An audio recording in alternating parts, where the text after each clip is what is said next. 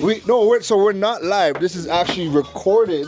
Okay. This is gonna be for the vlog afterwards. So we got the boss himself. Mad. What to do? What to do? Stand up? You're sitting down right Where here. you sitting down? On the other side. Alright.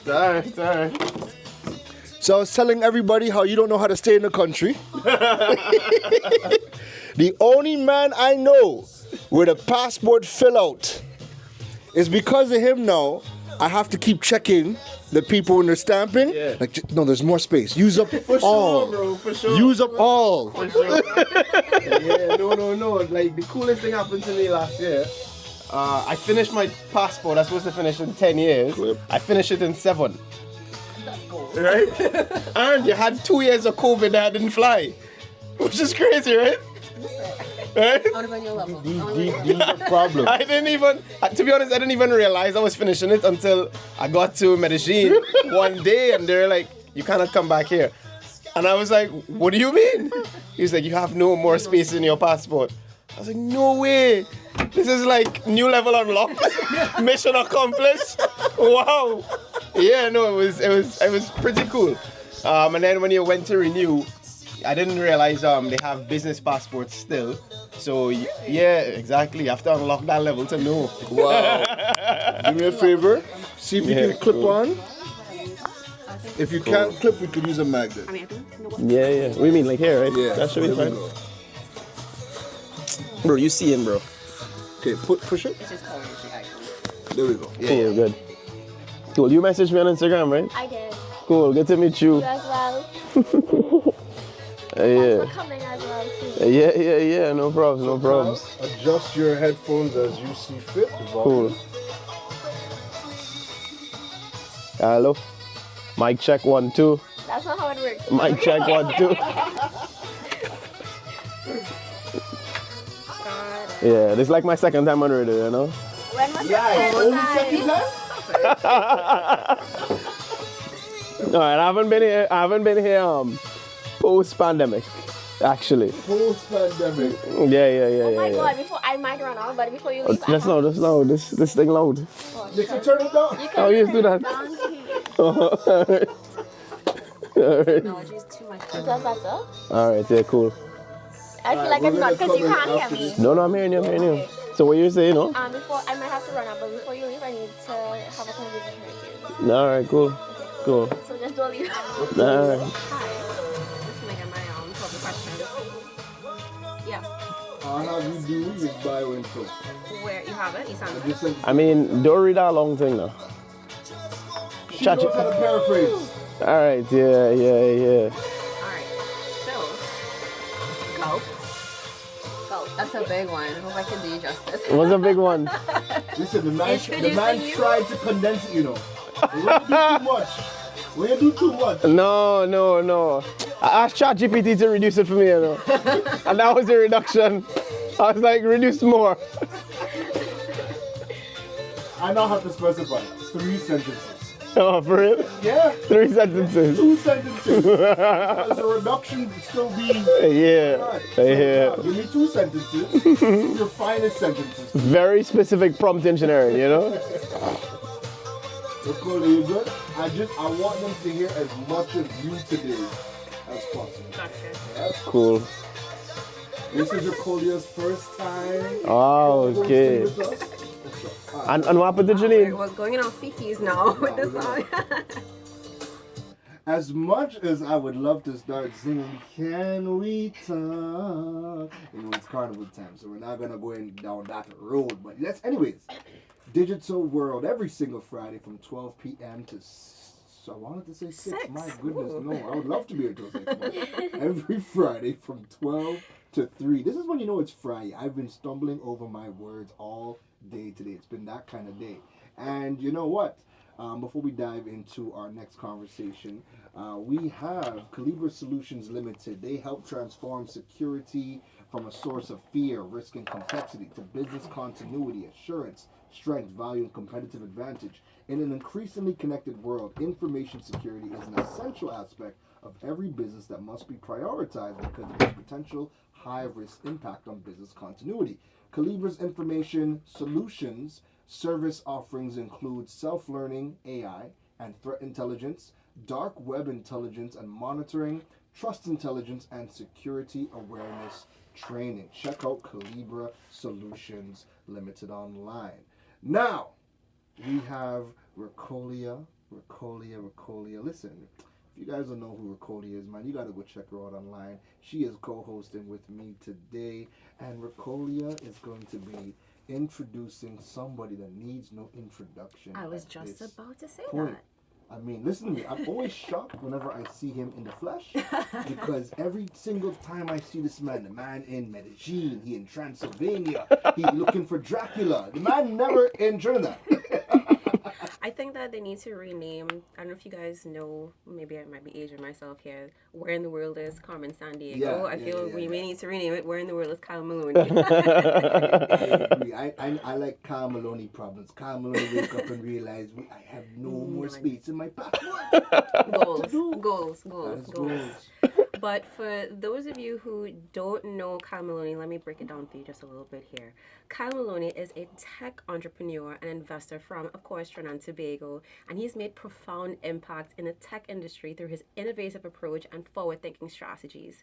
He has co-founded not one, not two, not three, 5 groundbreaking companies, each spearheading advancements in fields ranging from building sustainability to digital marketing. One of his most prolific companies is Tech Beach Retreat, or TBR, which has epitomized his vision of connecting and empowering the tech communities across the US, Caribbean, and Latin America, or LATAM. He has been honored as the Champion Entrepreneur of the Year in 2021 by the Chamber of Industry and Commerce, and he is serving as a 6th-term Next Gen board member in the Inter-American Development Bank. Hey! His leadership and expertise have been instrumental in shaping the tech landscape. Now, to get into a bit of Tech Beach a bit, under his guidance, this has evolved into a robust platform for events, education, investment that has catalyzed economic growth and technology innovation in the region, not in Trinidad and Tobago, in the region. And the platform has developed partnerships with some of the largest tech companies, a little company called Google, Meta, and Microsoft, to name a few. That is massive. His companies and their contributions have been featured in renowned publications such as Forbes, the HuffPost, and has marked him as a pivotal figure in driving more inclusive and technology advanced future. Like, we needed to get that intro in. We needed to know, who you are, who you be. Kyle, welcome. Hey, thanks for having me, guys. It's a pleasure to be here. Finally made it, I've been asking Keron to come on this show forever, he had to. I wait, how long you have the show, Keron? Like 5 years now, so right now on year 6. Wow, down at the bottom of the barrel, this man finally. He said, boy, who else we can bring on the show? Who else we can? Fine. Crap, Kyle. All right, cool. First of all, that could never be true. And the reason why it could never be true is getting and booking Kyle Maloney is a logistical nightmare. I love it. It's a logistical nightmare. I mean, I can't lie. He's not lying. Listen, you know how much, first of all, you know how much people you have to go through to Oh my God. get to Kyle Maloney? Get on Kyle's level. That's for starters. That's number 1. Number 2, then you're like, okay, Kyle, we have an opening these 3 days. He's like, great, I'm not available until the next 3 months. And that's just how it is. But you know what? I love it because we need people, we need these champions to go out and do a lot of the work that Kyle is doing. And there's not many people that is built like Kyle to be able to do the things that he is doing. I think if I was in his position, I might have stopped and folded a very long time ago. Mm-hmm. He has been, the job that you've been given has been given to you, man. You specifically. Yeah. Right? And I don't envy you, but I support you 100%, and we all do. I mean, you're doing amazing things. Yeah, man. Thanks a lot, bro. I mean, I think you've identified it correctly. I feel blessed to do what I do every day, and I feel called to do what I do, and blessed that doors continue to open in ways that haven't opened for other people, because is that perfect alignment with the things that you really care about, aligning with your purpose and passion, and then you begin to see things unfold in ways that you could have never really fathomed. And I'm super grateful, Yeah. The man has shaken hands with guys like Jack Dorsey from Twitter, I won't be surprised when, a couple of weeks from now, him and Sundar Pichai, Google CEO, are together. I won't be surprised. I'm sure that's in the pipeline for 2024. Yeah, I in the mean, calendar already. I wouldn't put it past myself. Definitely. Speaking of interviewing, yeah, I want to know because you're someone that when it comes to tech and tech innovation and driving the conversation forward, especially in Trinidad and Tobago, you have been at the forefront. So I always respected and admired what you've done over the years. So I personally want to know, how did you get started in all of this? What drove you to this? Yeah, I'm in a unique position whereby people ask me all the time, like, what do you really do? like what do you actually do? Because I'm in a unique place where people don't have friends that do what I do, like you have a friend that maybe is a pilot or is a doctor or engineer or something, but you'd have a friend that is building the technology ecosystem of the Caribbean to connect Latin America and the Caribbean. That's not a friend that you come by every so often. And so with that end outcome of where I'm at today, I mean, I didn't visualize this outcome, and so I started many years ago, almost back in 2012, started this company called First. Some people would know about it, right? If you're around my age, it's likely that you'd have an idea of it. And we did really well to really hit the ground running and build a good brand in the technology space locally. First was meant to be like the Yelp for the Caribbean. You drop in any country in the region, search for any business you're looking for, see reviews, and the idea was really to be able to be that bridge between business, commerce, and consumer. So we wanted to be able to allow people to eventually buy things from stores and deliver to them, or make bookings at your favorite restaurant or your hairdresser. And that was the vision of what we're trying to build. And we're blessed to really have a really amazing team around it. So it's just not just me, but my three other friends that we happened to go CIC together, and then we ended up going to university separately, but kind of joined together around this vision. And we ended up having a really sizable investment from Digicel. Digicel invested $2 million for 25% of the company in 2014. And that was our big, I guess, coming out of these guys are doing something amazing, pay attention.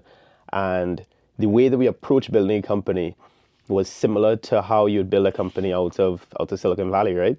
The culture that we try to engender with young people and the sort of work environment, and then the business model that we tried to adopt and how we structured our approach was that we're going to raise millions of dollars following the first investment, start growing, running quickly. And the reality is that didn't pan out. And it didn't pan out largely because without getting into the details, the broad picture is that the Caribbean lacks an enabling environment to allow these kinds of companies to grow and thrive. And so that was the big picture. Regardless of the details of it, the big picture is that we don't have that environment that helps these companies grow. And what is that, right? Keron talks a lot about it. Keron's entire life is really centered around the enabling factors of having these companies grow, right? Actually, last night I was lying down and watching TikTok and watching one of Keron videos again, right? And the video was talking about oh, we can't monetize in the Caribbean. Nobody allows you to monetize in the Caribbean. It's stuck in my head, right? right? Because they don't pay attention to us, right? They don't pay attention to us. We are just a small place. And when you're here, you feel like it's the biggest thing, big fish in small pond kind of mentality. But the reality is that to the rest of the world, they're not directly building for us. If things happen and they can use for the region, it's a very by the way kind of thing. And so we need us here to own our growth, our build, and take the things from the world and bring them in so that we can create our space, so that we have products that are built for us, by us, for our unique needs, and so that we don't have to be oh, well, YouTube don't, Facebook, it's our stuff, And so in 2015, I met my co-founder now, Jamaican, Kirk-Anthony, and he pitched me on wasn't even such a fleshed out concept. He was like, bro, let's do this event to really bring these people together. And it ended up just being a domino effect where we started off as just an event, and now we have an education program that is focused on upskilling entrepreneurs that are within the technology space, and then final pieces that we're going to begin investing in companies. And so events, education, investment, and that's the three pillars of who we are. So yeah, that's a little bit of the backstory and how it came to be. Now, there's a part of your backstory that I did not hear, right? Now, you mentioned not many people have friends building the tech ecosystem, right? Yeah. And that's true. At this point, we might have one or two friends that do bits and pieces of it, right? But outside of you, I don't know anybody that has done aerospace engineering. Do they put the colored folks in the galaxies? Talk to us about your time studying. I want to make sure to get this right, folks. Aerospace engineering. Talk to us about your experience doing that. Yeah, man. So my whole life, I wanted to be a pilot. Because I love aircrafts, and I know like I'll find a path back to there once I'm complete with this phase of my life, right? And maybe somehow they'll align in some way. But I finally became a pilot, getting my pilot's license at Brico. Big up to Brico. I don't know if you guys know what Brico Air Service is in Trinidad. UTT? No, well, I mean, maybe they're part of UTT, but... Because when I came, I was looking at it. Right, yeah, right. So they're located in the old side of the airport. I think they move most of the operations. Most people even notice that we have a airstrip in a location called Camden. I know that. That's cool. Yeah. Hey, right? Yeah, so we actually have two airstrips in this country. Most people only know about the airport. Yeah. There's a heliport. But there's another one, right? And so I think they mostly operate out there. But in my time, they operated mostly out to the airport on the old side, and got my pilot's license there. And then it was in flying, I realized like I didn't want to fly anymore. I felt like it was kind of boring. I have bad ADD, you know, like. Imagine that. I am bored. Flying is bored.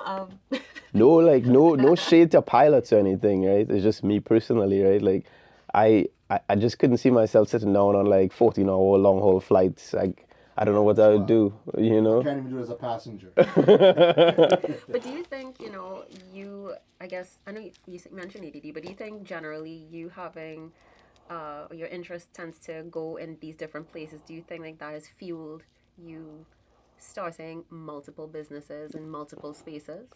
Yeah, for sure. Like, coming back to Keron's question about engineering, tell us about engineering.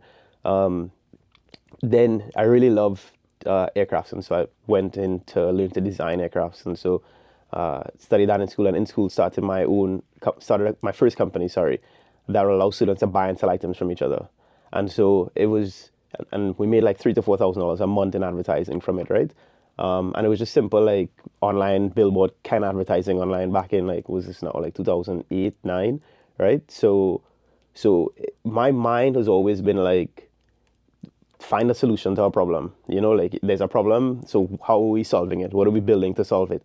And taking that sort of engineering mindset of like, there must be a way to fix this, there must be a way to solve this, and then figuring out who can really lead and work, who I can work with to really like go after this, like has just led me down the path of just like doing more and more things. And my dad, being an entrepreneur himself, is the one that really drove that. Like after my first semester in school, he was like, "You didn't start a company yet?" I'm like, "Dad, let me just finish school now." He's like, "What you doing? You're in America. It's have banking, it's have money, it's have plenty of things. Just start it." And it's not about making sure it win. It's about understanding the process, just understanding how to set up the company, how to hire teams, how to market, how to get, like you need to go through the process, and the earlier you begin doing that, is it better for you. Like understand this engineering thing, you might get a job, but come, start a company.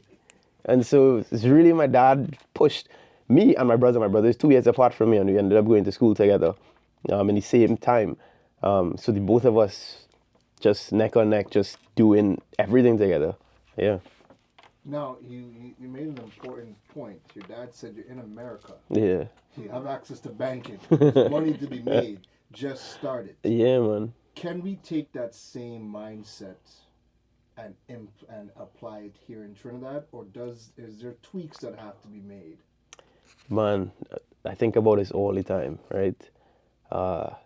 In Trinidad and just Caribbean culture, we have a very averseness to failure, and not seeing it as a requisite to driving an innovative outcome. Failure for failure's sake is lame. Like, because you're not applying yourself and you're not doing any work, that kind of failure is nonsense.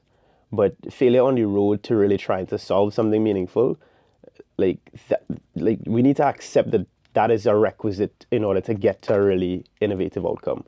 The people that are really trying to shift industries, do things, we don't give enough space. We don't give enough space. Whereas in the US, founders who've built companies where like their failures is a badge of honor. They talk about like, I'm a 5-time founder. So what happened to the first 4 companies? Oh, they went bust.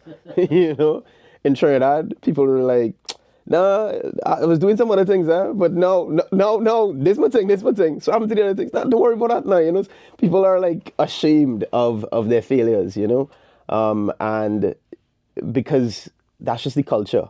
And so I think like there's a huge gap in our market here, whereby I think like there needs to be that learning, there needs to be that openness to really allow for true innovation and really amazing outcomes to happen.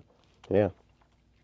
I love it. So, I mean, you mentioned your partner and your co-founder of Tech Beach. So you want to tell us exactly like what put you on the path to that? Yeah. Going back to like the first thing that I was talking about, the first failure, right? Like, first big failure, right? Was with First. So that was the name of the company, right? Like we had such a big win and we were on such a high and really confident that we were really going to grow this thing to becoming like a $1 billion business or something. Then coming down off of that high and realizing like it's not going to work out, and then my business partner now approaching me and saying, listen, you can't let, like, this is not the end. This is a stepping stone to what is the greater problem, which is the lack of enabling environment to really help these companies grow and thrive. And he's like, I host events now that is conferences that's focused on bringing big business to Jamaica. I want to get into tech, and I see the work that you've done in this space as a necessary partnership for us to make this happen. You're going to bring the validation that we need to really say that, hey, you're starting this tech conference because you are the one that's built up the ground and the validation within the technology space. And so had it not been for the failure that I experienced there, it wouldn't have opened the opportunity in this way. So I think like as an entrepreneur you're going through, I think you need to always have the mindset that this is not the last. Stay committed to the mission, but be flexible on the path. I love that. Go ahead. Always love that. Always. Now, you're an avid reader. Yeah, right? man. And you learn a lot. Talk to us about 2 of your favorite books that have kind of helped you. Your Think and Grow Rich, and The Intelligent Investor. Hey, where will I get this gas from, boy? Where I get this? What kind of research are they doing on me here, boy? Listen here, man. Listen, the Digital World team, you know? the Like people, honest. they do the research, man. So talk to us, those two books. Yeah. How they impacted you and how they influenced your mindset moving forward. Yeah, man. Those are foundational books. First one, Think and Grow Rich, by Napoleon Hill. I don't know if you guys have read this. If you haven't, and you're really like trying to figure out the entrepreneurship life or just like life in general, Think and Grow Rich is really about that mindset. It's about like how do you tap into that abundant mindset, and thinking about not just doing things on your own, but the community of people that are around you that really help to drive that outcome. It's like a book that I give to all of my friends as they're navigating life and depending on the stage and phase that they're at, right? And then The Intelligent Investor by Benjamin Graham. Benjamin Graham is Warren Buffett's teacher, mentor. He's the reason behind the style of investing that is long term, right? And that sort of approach really is the approach that then I take with the excess income that I'm able to have on companies that I choose to deploy capital in, right? I think not for trading day to day, but thinking, how, is this company a long-term company that is really shifting industries and really has a vision for how things will transform in the future? It was fundamentally, it was really amazing in that way. I read it like a long time ago, like in my early days, where quite a bit of the book has a lot of technical things in it. Actually, now that you bring it up, it makes me feel like I really need to read it again. But the fundamentals of it really is really along of what you call value investing, right? So taking a long-term approach to every investment that you make and seeing the benefits of compounded interest, and understanding that the business leaders who are driving some of the largest companies are going to think about how to grow their business better than how and grow that investment better than you thinking how to grow your part of investment. And so having a long-term approach to companies is really the bottom line and the core premise of the book. Yeah. Something I want to ask. So I've noticed, over the years that we have people, young entrepreneurs, pretty young in age, just young as a business, emphasis on trying to get into the tech space in their own way, whether it's an app or anything that's, within the industry. Something I've noticed, though, is that a lot of times it stops and starts. Yeah. Whether it's, again, let's use the example of like someone's coming out with an app. There's like a big launch around it, there's a big announcement around it, and then it fizzles out, so we don't hear about it again. So my question for you is, what advice would you give to young entrepreneurs who are trying to not just get into the tech space, but finding longevity in the tech space, especially in a country like ours where, as you mentioned earlier, that we don't necessarily have a culture of enabling and support? Yeah, no, that's hard. That's real hard. Like, I've been through multiple times. More recently, Chef Made. Started Chef Made with my sister, my brother, and my one of my best friends. And through COVID, that really like give us a tough time, which actually was supposed to give us like a boost, from the perspective that people can't go out and so you get food delivered. But a couple months later, they shut down everything, and then in between there, my dad passed away. Condolences. Yeah, man, and that was really rough because it was the core ethos of why we started to give my dad healthy food so that it would give him a longer life. And so yeah, that ended up not working out because my sister hasn't cooked since then, like cooked publicly since then. Yeah, and so navigating business and a company for the longevity is tough, right? And then I think even doubly so within the technology space because a lot of things are unproven. And as trainees, people with money want to put money behind things that they already know going to work, not things that buying into a vision and working and helping to solve that problem in a meaningful way. People want their returns now, today, right? And so when you're in the technology space, like there are not a lot of people that have made significant breakthroughs, and so it's really tough to find the support, capital, and talent you need to give that longevity. And so there is that gap that doesn't exist in like your US markets of what we call early stage investment, where the asset class is called venture capital, right? There aren't people who have venture capital funds that specifically invest in early stage companies and bringing not only the capital, but also a lot of resources and access to network to really help these companies grow. And so it's a big gap that I'm actively trying to work on to really give opportunity to people that are solving some really core meaningful problems that are scalable coming from the region. So what do I tell somebody who's in that position? Man, you have to beat the streets and turn over every rock, knock on every door. But it's really important to have a big vision for what you're trying to accomplish.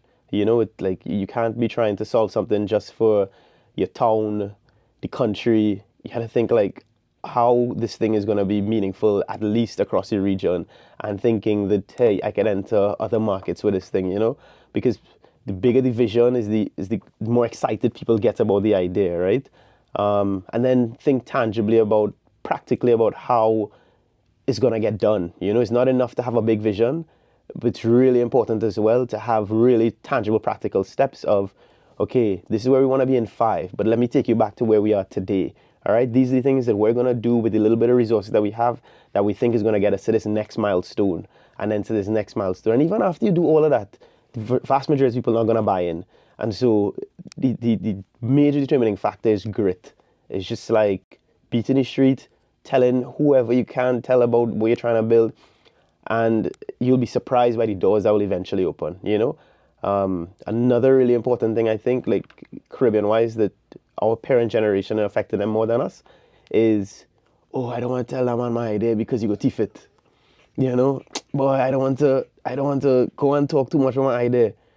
But the reality is that if your idea is big enough, it's hard. It's really hard, you know? And it's not like in our parent generation where somebody go China or something to get a product and you only want to be the only person to bring that product in, and so you don't want nobody to know where your link is. Like, you know where my link is now? Go and build and design with my design and developer. You had to acquire customers, you had to keep them, you have so much pieces to the puzzle that is not so easy to just go and copy and paste the idea, you know? Getting the product is step one. Yeah, bro. Step. Yeah, bro. No one can do it like you. You can share an idea, but no one is going to do it exactly the way you're going to do it. Yeah, So, yeah. I tell founders that all the time. They're always like, bro, you see what this man now come out with, and I was talking to him about this. I'm like, so, you know? Kyle, I have a question for you, man. Now, this one is big, but whenever you do good in the Caribbean, not just the Caribbean, but outside of the U.S., the U.K., whenever you do good, you're rewarded with a scholarship. Yeah. Right? You go out, you go see the world, you go learn from the best of the best schools, right? And you might stay out there because, well, that's where the opportunities are. Mm-hmm. We in the Caribbean have suffered from the brain drain for as long as the Caribbean has been the Caribbean. Yeah. Right? And there's a balance that has to be struck. And that balance is, we want people to stay, but if you stay, you don't get the experience, you don't get the skills, you don't see the world, you don't get to be put in that battle-tested water to come back and build. But when you've been battle-tested for so long outside and your vision is far bigger than the dot we are in, you don't ever really want to come back because, well, where am I going to put the skills that I have now acquired, the knowledge I have gained, the experience I have gained? How do we find that balance of getting people to go out, experience the world, get the skills, but then bringing them back to be a part of the bigger vision of building the Caribbean? How do we find that balance? That's a really tough question, but lucky for me, it's something I think about a lot as well. You're probably the only person that can ask that question. Yeah. That premise of how do we bring people back that have left is the basis, the ethos on which we've built Tech Beach and the events, right? So I think that was a good layup there. Thanks, Keron. Right? Is the ethos, right? What we've been able to find is a sweet spot where a lot of our diaspora who are in these large technology companies who have no desire to work back within a region because comparatively, like, you just can't compare the pay and then the opportunity and that sort of thing. But they want to be proud of where they're from, you know, like the flag and bio people, you know, like we don't have flag and bio. You have a flag in your bio?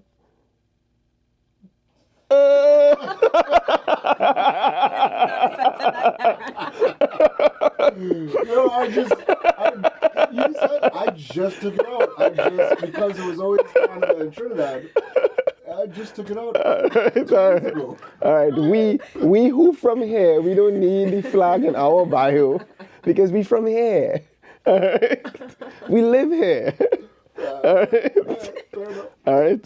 But the flag in bio people, the reason that they flag in the bio is because they're proud, right? They don't want to get lost in the sea of other people and their cultures. They want to be proud of where they're from. And so part of being proud of where you're from is being able to tell a story of the progress that's going on at home. And so everybody, or by and large, a lot of people want to figure out how can we tap in, how can we contribute, how can we do things at home that really help to continue my sense of pride of where I am from. Like when good things happen, when that guy Mark Farrell with 10-1, everybody sending me that rum, man, you guys see this rum, you seeing, hey, Ciara, ting, tings, or Trini, like everybody want to be proud of where they're from. And so, I mean, in that sense of pride, like Jamaica is like the biggest sense of pride, right? So I think God definitely aligned me to partner with a Jamaican in that way, whereby, quite frankly, like the biggest support that we get, unsurprisingly, is from Jamaicans, right? The Jamaicans who are like, they meet you wherever, and you're down, they're down. Yeah, just a day. I'm like, but you ain't even know what asking you to do yet. Just not a day. We're doing it. All right? And so we've built a platform through our events that really allows them to just tap in quickly, right? To come in and see who are the founders that are building cool things, what is going on in government, what is going on in large corporates, and plug themselves into different projects across the region. Because that's the next thing. The next thing is, when you're out there, you see yourself as a Caribbean person, right? And so when you're getting opportunities to work, while, yeah, fine, you want to work in your country, you want to work on stuff in your country, you also want to work on stuff around the region. So somebody from Jamaica would work on stuff in Trinidad and Guyana, etc., because you see yourself as a Caribbean person and you want to see progress from the Caribbean, And so what we've built is that platform that allows those people to be able to connect, and so now we're benefiting from something that our parents couldn't benefit from, and that's why they were so worried about brain drain. I think, quite frankly, like, the more of us that are out there is the better we're able to leverage the amazing opportunities that exist out there. And so it's important for us to be home here to build, but it's really important for us to have amazing people that are in the Metas and the Nvidias and the Teslas and all these places, so that we can begin to leverage potential partnerships from all of these places that would have never occurred. The reason that we have a title sponsorship with Google and then partnership with Meta and Microsoft is because we're able to find the Caribbean people in each of these places that say, hey, I have some budget here. I know where it could go. I know where it was going to go, but I know where it could go. So let me sort you out. Here's what you need to do in order to make it happen, and so that is our secret sauce, and quite frankly, that's why I fly so well. I mean, partly, I just like to fly too. Yeah. That is something that I've come to realize, and I think you're speaking to that, no matter where we go in the world as Caribbean people, like, that sense of community is deeply embedded in us, and of course you're in a great position to leverage that. So what I want to know is, what are some milestones that you can speak to that come to mind immediately, that you've accomplished, or you and your team have accomplished on behalf of Tech Beach? Oh, well, in that same vein of you never know the Caribbean people within the technology places, my boy that I study CXC with, and Cape, he ended up at a conference. So nowadays, years later, ended up at a conference like 6-7 years ago, and met a guy who was the director of engineering at Twitter. He was very unassuming because he's a Canadian, tall, white guy, right? But then he came across them. He's like, "Oh, you're from Trinidad?" And then the guy was like, "Yeah, I'm from Canada, but my dad's Trini, and I go to Trinidad all the time." And he was like, Mark was like, "What?" He's like, "Yeah, now I'm at Twitter. I'm doing some cool stuff." He's like, "What do you do at Twitter?" "Oh, I lead engineering." I'm like, "What?" No big deal. Yeah. Right. So Mark was like, "Yo, you need to talk to my boy Kyle." Right. So Mark sent us an intro, whatever, on email, sent him a message. It's like, "Yo, good to meet you." He's like, "Yeah, man, when you're in San Francisco, hit me up, let's connect." And it was in June of 2017, going to meet him in Twitter. He's like, "Meet me in the coffee shop downstairs." Is when I went in, and Jack Dorsey, the founder of Twitter, was third in line waiting to buy his coffee. Wow. Unbelievable. right? Unbelievable. I mean, I don't get starstruck really like that, but I realize in that moment I get entrepreneur struck. Let me take note of that. Let me take that one down. I didn't, sometimes you don't know how you'll be until you're actually in the moment. And I was totally stumped. And I was like, yo, Kirk. Look, Jack Dorsey. He's like, who? I was like, bro, you any man building. Kirk said who? Because I guess he didn't know. He didn't expect. He didn't expect to see him. So his initial reaction wasn't that, yeah, okay, I'm gonna see the founder of Twitter in the coffee shop here, like buying coffee for himself, right? Like your vision of a billionaire who is the CEO of 2 publicly traded companies is not buying coffee downstairs in the building, right? Like you would think that he has like 5 assistants, runners, some people, lots of people, not chilling in line buying coffee like a regular person. Chilling in line. Right?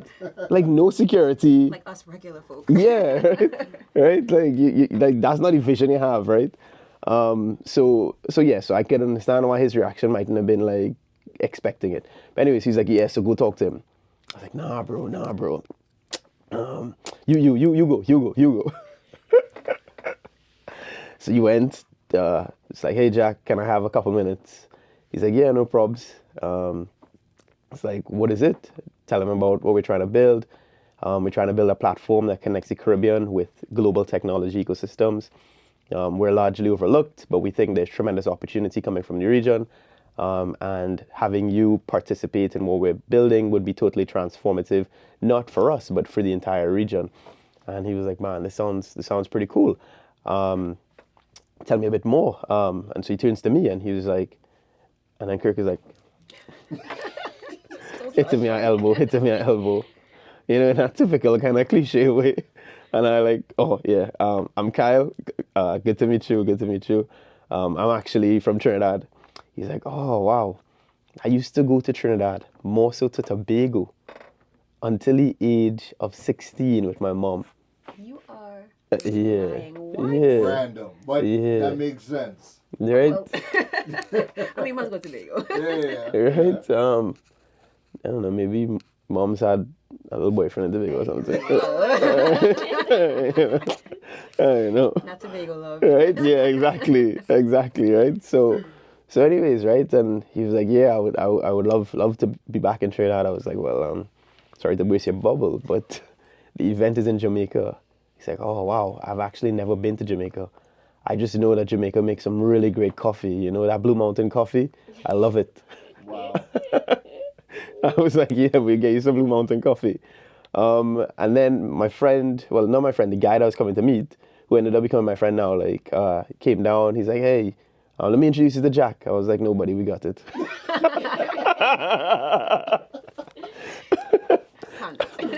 And when he tells his story, he says he introduced us to Jack. I leave him. All right, cool. He took a picture of the 3 of us. And Jack was like, yeah, email me. I was like, yeah, what's your email? jack@twitter.com. I was like, oh, okay. You're saving money. Yeah, cool. So anyways, I emailed him the same evening, and then the next day I get email from him saying, hey guys, it was really great to meet you. I've copied in my executive assistant on Square. So Square is the next publicly traded company. It's a financial platform. And so he copied in her, and then she responded and said, hey guys, we blocked out Jack's calendar for those dates. Keep us posted. And that was in June, and then December, he was on his private jet with 6 of his friends, pull up with 2 Range Rovers, booked a villa for himself in Discovery Bay, and he was at Tech Beach. I couldn't have scripted that. That is, yeah, absolutely unreal. To date is my most unreal story. It is my most unreal story. And that sort of validation really kind of continued to open up tons of doors with our diaspora seeing what's going on over here, and they're like, oh wow, what's going on? I didn't know they're producing things at our level in the Caribbean. Like, how do I tap in? And so what we've built is a platform that is centered on super high quality network of us around the region and around the world, versus this sort of approach that a lot of events take where they want to bring this one holy grail person, you know, like, yeah, I'm bringing this or this other person or these top 3 people or whatever. And actually I go back and forth with Kirk about it all the time. He's like, but actually used to. He's like, oh, who we could bring this here, who could bring this here. And I'm like, nah, bro, that's not what we're building. We're not building a come see this person. We're building an ecosystem, right? A community of really amazing people. And interestingly enough, the year after Jack, people said was better than the year with Jack, you know? Interesting.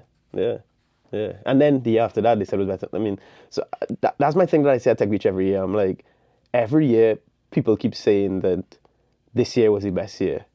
And we're blessed that we keep finding ways to improve what we're doing.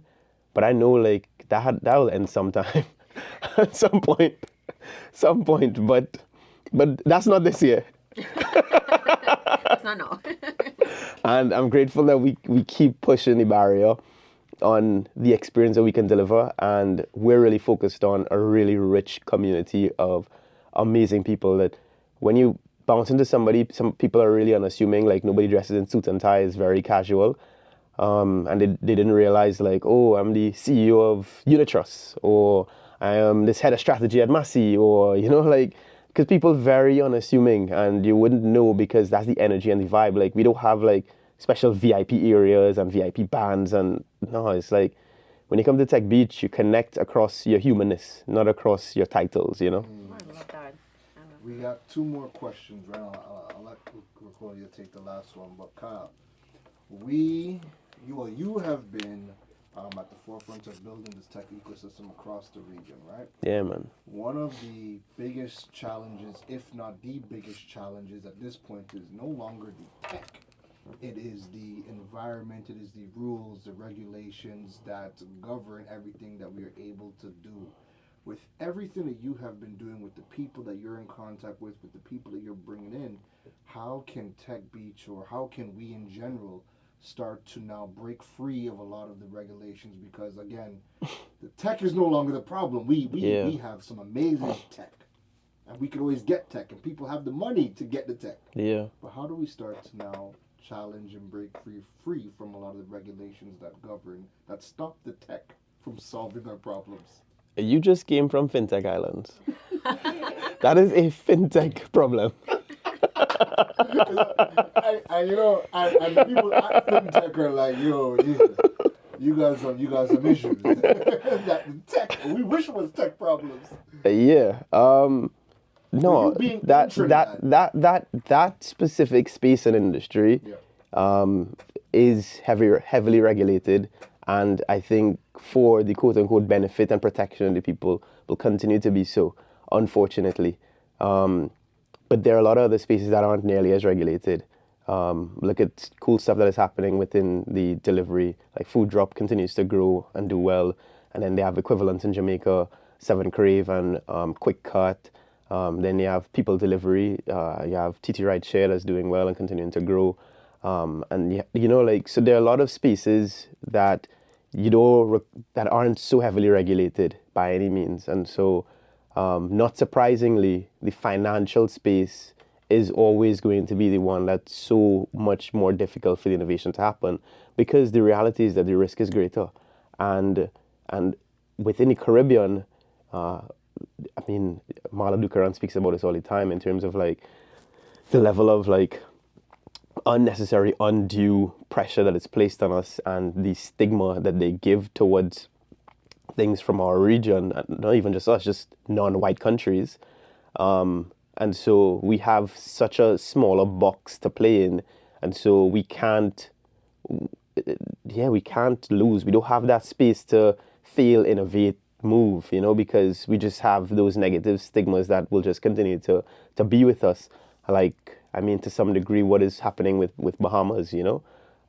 And so within that space I think is going to continue to be tough, especially from countries that have historically had very strong regulatory and safe places to have your money. Like all that's going on in the world over the last decades, financial crisis, blah, blah, blah. Trinidad banks have been stable, and so they have a reputation that they want to maintain, and people haven't been losing their money in crazy ways, except for one or two little scandals here and there, Hindu Credit Union and that sort of thing, right? But not at big grand scales and not in proliferation, and so that's what a lot of the regulation is really like slow about, because we're not in a space where they're forgiving of us. Like, we don't write the narrative, unfortunately. The narrative is always written about us. And so that's why America is always like forgiving, and crazy things happen in America. Like, somebody could blow up a bank one day and then go start the next bank the next day, like, and not like physically blow up the bank, but like it busts, right? And then you go start a bank the next day, and then people looking at it like, this man was on like 3 other banks that went bust, but now he's like chief executive at Bank of America. Right? But that's not gonna happen here. It's not. Yeah. So the finance space, the fintech space experience is a really unique problem, and I think some of the approaches like sandboxing technologies, where you put them in very specific environments that allow you to see what's going on, really help the technologies to begin to be deployed. But I think, we sign up for fintech, you sign up for a difficult road naturally. That's Goldwyn. And also, you have to love what you do in order to push through in something like this. Yeah. We're sort of running out on time. I just want to know really quickly, what is on the horizon for Tech Beach, specifically, and how it's going to continue to shape our Caribbean tech industry? Yeah. A few things that are on my mind, like on the event and education side of things, we want to see how we can really be more aggressive in helping people to upskill more quickly. I think what is happening with AI and generative AI in particular is a unique place that we exist in our world, where there's a tiny portion of people who are with the curve and ahead of the curve, but the vast majority of the planet is at the same starting point. They don't know anything. And so we're at a unique place that will not happen again for another generation or so, whereby the rest of the world is grappling with what to do, how to maximize and use this thing. And so if we can just be sensible and try to get with the curve and get ahead of the curve, like how our world looks within the next decade, 2 decades, can be absolutely transformed. And so, like, I'm really passionate about being a driver for seeing that transformation occur, and you're gonna see that materialize in multiple ways. And so that's the ultimate vision of what we're trying to do. We're trying to see how we can unlock the opportunity that is right on our doorstep, that Keron talks about all the time, and in whatever ways we can do so through various partnerships with government, private sector, etc., to really help more of us think of ourselves as global assets right here, So much of us think like, oh, I can't get a job here, but if you can really resource yourself up, you can be an asset to yourself and work anywhere with any organization, and that is the world we live in today. And we have a tiny population relative to the world. And so if we can resource our population up to being able to deliver and see the world as an opportunity in that way, it's going to be transformative. And so that's the vision of what we're trying to accomplish. That's what we're trying to do, and everything that we engender, the small steps is to get to that big vision of absolute transformation. Brilliant. I love it. Kyle, this has been great, and I would be remiss if I did not ask this thing before we close out. Keep it short. You are a master networker. Right? Yeah, You've man. networked your way to Jack Dorsey and Twitter, okay? 3 tips to those people who need to network, because networking is as good as gold right now. Yeah. What are your 3? Keep it short. 3 tips to networking. Sorry. Becoming a better networker. Sorry about my long-winded answers previously. No, because we're out of time. We're overtime, actually. Cool. Number 1 tip, and this is quite frankly the best tip. When you're trying to get from somebody, try to give more than you could ever ask for always enter a relationship with someone with, how can I help you? How can I serve you? What can I bring to the table that is helping you to get something done, you know? That's the number. Oh, I might get cut No, there. you're good. All right, cool, yeah. That's the number one thing, right? When you're networking and somebody introduce themselves and they start talking about what they do and what they're trying to get done, figure out how you can help, how you can serve. And so that has such domino ripple effects that you cannot even begin to measure. And so that is my number one and number two and number three tip.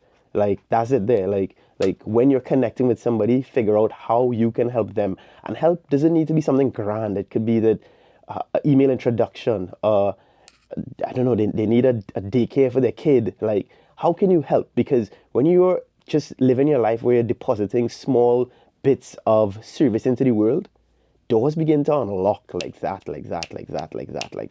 Right? Like that example of Jack there is because, like, pouring love and into a friendship, you know, like, and us helping my friend through different phases, you know, like with a job, with different things in life in that way, like school, you know, like, and so when they get opportunity, you come to mind because you've been helpful. And that's it. That's the number one, the number two, the number three. How can you help and be helpful? And in the littlest of ways, don't underestimate how far an email introduction that ended up bam, bam, bam, bam, bam, opening up doors, and they come back and say, bro, you would never have a clue how that changed my life in that way. That's it. That's it. The 1, 2, and the 3. That was a brilliant piece of advice, and I think that's something that we tend to underestimate and undervalue. But thank you so very much, Kyle, for stopping by. Thank you so much for taking the time for us and dropping the secret sauce when it comes to tech and the tech industry, and continue to do what you're doing, what we need, what you are doing, and you know the future is bright with you in it. Thank you so much. Thank you for having me. I'm honored to be here. God bless. Listen, I am so glad he took the time. He has to go fly. He's booked on a jet, I'm sure, immediately after this. All right, Kyle, that was great. Now, don't forget, folks, every single Friday from 12 p.m. to 3 p.m., the digital world is right here on Freedom 106.5, this place where you can learn all about business, tech, the digital space, and we get to connect with entrepreneurs all across the region who are leveraging digital tools and strategies to build their businesses online. This was great for me. Now we have our guest host, Ricolia. Ricolia, where can the Freedom 106.5 family find you? Ooh, where to begin? So you can find me on Instagram. It's at Ricolia_TT. That's my personal. There's my business account. You know they're not going to spell Ricolia properly. That's a good one. Actually, okay, if you literally spell RICQ, you will find Ricolia. No, they would never think the Q. That's what I'm getting to spell it out. All right. Let's take it back from the top. RICQCOLIA_TT. You can find my business Instagram, Sister Isle Digital. I'm also on TikTok. LinkedIn, you can find me on LinkedIn. I am trying to have a lot more conversations there and educate there as well.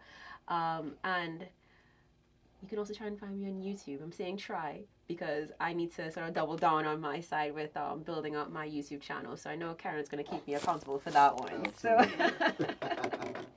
yeah, reach out, follow, connect. I would love to chat with everyone who wants to get more insight into what I do. Lovely. And as always, you can find me at KERONROSC, Keron Rose, at anywhere. Just Google it. Whatever social media platform you use, you can go and find it. That is it from us today at the Digital World. We will see you guys and gals next week. All right, guys. You're busy. Yeah, I need to leave. I know that. Not on a plane, though. Not on a plane. Yeah. Actually, we went to, interestingly enough, Ministry of Planning doing a mission to Medellin this month. And they asked me to lead the mission. You speak in Spanish yet? Yo entiendo suficiente español, pero Trinidad and Tobago's carnival experience. Just find me a Colombian woman and we're good to go. So, no entiende. You don't understand. No. I love that. I learned a few words as well. Yeah. Double back to wow. Poquito. Does that even make sense? Poquito.